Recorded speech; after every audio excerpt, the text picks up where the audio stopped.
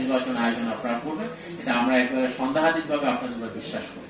তারপর আমরা কেন এসেছি অনেকগুলো কারণে, যে ছোট ছোট নির্বাচন, এখানে সমস্ত মানুষ তাকিয়ে থাকে এই নির্বাচনে বুঝি অনিয়ম ইত্যাদি।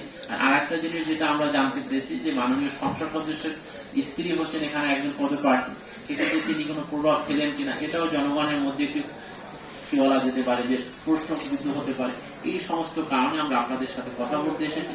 আমরা পদপ্রার্থীদের সাথে কথা বলেছি, সেখানে কমিশনের বার্তাটা তাদেরকে জানিয়ে দিয়েছি। কারণ আপনারা দেখেছেন দাদার জাতীয় সংসদ নির্বাচন পূর্ব এবং নির্বাচন কালে, নির্বাচন শেষ হওয়ার মাত্র 23 মিনিট আগেও সরকার দলীয় প্রতীকের একজন প্রার্থিতা বাতিল করেছে ইলেকশন কমিশন চট্টগ্রামে, আপনারা দেখেছেন।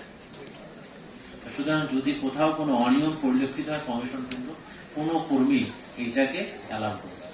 এছাড়া যারা পদপ্রার্থী হিসেবে আচরণবিধি লঙ্ঘন করেছেন, তাদেরকে কমিশনে আমন্ত্রণ জানিয়ে তাদের বক্তব্য নিয়েছেন, সন্তুষ্ট হলে অব্যাহতি দিয়েছেন, যদি সন্তুষ্টজনক জবাব পাওয়া না গেছে তাদেরকে অর্থদণ্ডে দণ্ডিত করেছেন। নির্বাচন শেষে একজন মাননীয় মন্ত্রী শপথ নেওয়ার পরেও কিন্তু নির্বাচন কমিশনে এসে তিনি যে প্রকাশ্যে ভোট দিয়ে ছবি ছাপিয়েছেন তার ব্যাখ্যা তিনি দিয়েছেন।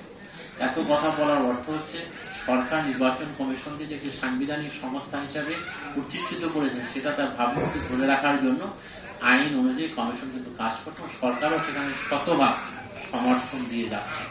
সুতরাং কমিশন, আইন এবং সরকারের যে সহায়তা, এই তিনটা মিলে একটি সুষ্ঠু নির্বাচন আয়োজনে কমিশন একেবারেই বদ্ধপরিকর।